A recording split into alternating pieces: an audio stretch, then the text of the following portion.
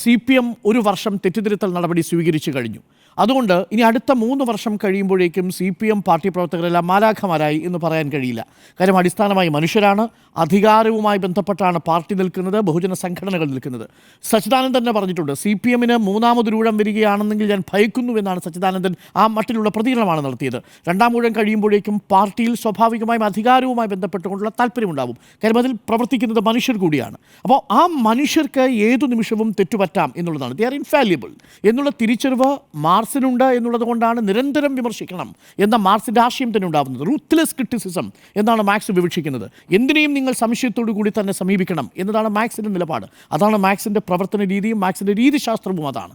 അതുകൊണ്ടാണ് പലപ്പോഴും അധികാരവുമായി ബന്ധപ്പെട്ടുകൊണ്ട് നിൽക്കുന്നവരോടുള്ള വിമർശനം പാർട്ടിയിൽ ഉയരുന്നതും അത് പലപ്പോഴും നമ്മൾ പുറത്തേക്ക് വരുമ്പോൾ അതിനെ അതേ രീതിയിൽ പാർട്ടിയുടെ രീതിശാസ്ത്രങ്ങൾ മനസ്സിലാവാത്ത മാധ്യമങ്ങൾ അതിനെ വ്യക്തിപരമായ തലങ്ങളിലേക്ക് ചുരുക്കുന്നതും നമ്മൾ കാണാറുണ്ട്.